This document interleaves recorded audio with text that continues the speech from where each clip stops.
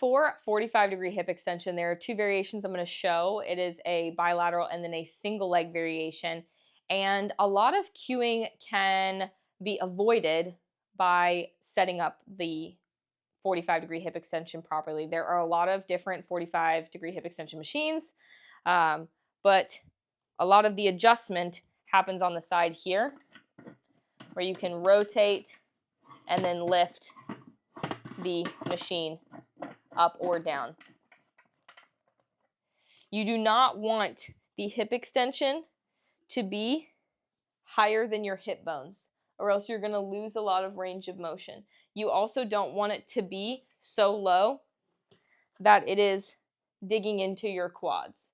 Then people complain about pain, and it's very uncomfortable and it's not enjoyable, and you're also not rotating around the hip.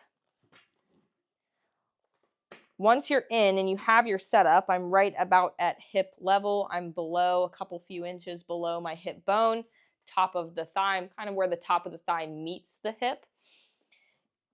Then the second biggest cue that I give people is where your upper back is going to be. So in a back extension, you're coming up and you can flare the chest and you can also arch the back.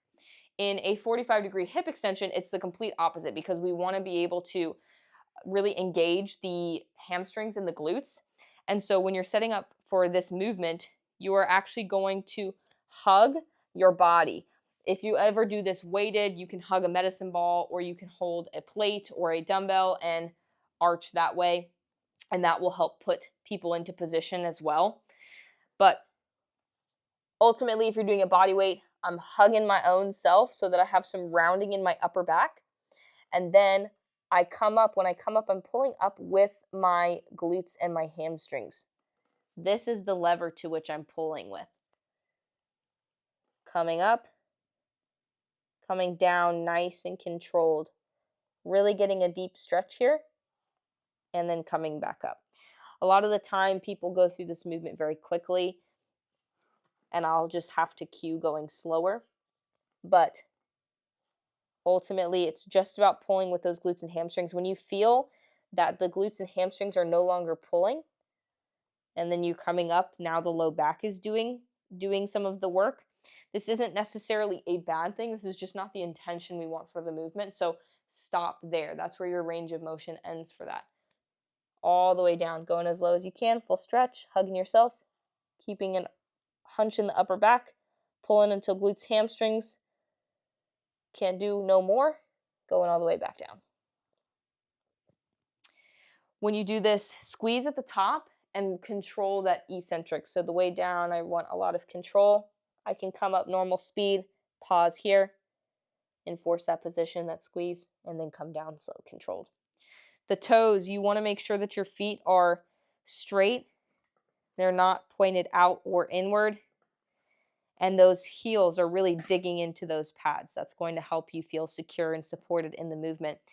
For the single leg hip extension, the position is the same. You want to make sure for single leg hip extension that those pads are set up nicely right where the top of the thigh meets the hip. And you'll have, when you set up, time to make sure that the foot that's in the pad is really digging into the pad, so you have support there. The other foot will hover over the top of the pad. When you're doing this movement, hunching that upper back, still hugging yourself. If you're holding a weight, you can hold the med ball or you can hold the plate. Still emphasize that rounding in the upper back, because again, you're pulling. The goal here is to pull with that glute hamstring. And with this leg hovering, it's going to brace a little bit during the movement. That's okay. I'm going to pull with this leg inside of the pad. So right now, my left leg. Glutes, hamstrings engaging. Squeeze at the top. I come down slow and controlled.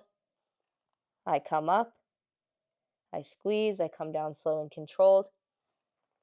I come up, squeeze, come down slow and controlled. Really emphasizing the stretch here, trying to get some length in this hamstring. Come up, squeeze. When I'm ready, I'm switching my legs. Again, emphasizing really digging the back of my heel into the pad, to get support for the movement. Other foot's going to be hovering over the top of the pad. Upper back is hunched, full stretch, pulling with that glute hamstring. When I run out of real estate, my back wants to take over, right? I'm not going any higher. Come down slow, controlled. I come up, I'm squeezing, glute hamstring, come down, slow, controlled. Coming up, squeezing, glute hamstring, come down, slow, controlled. Full stretch here. When you get out of this movement, give yourself a few seconds. Sometimes people get a little bit lightheaded, so if you come up out of this movement really quickly, you can feel a little lightheaded. So come up slow once you're done with the exercise. Give yourself a few seconds for all your blood to get back into position, and then move into the next set.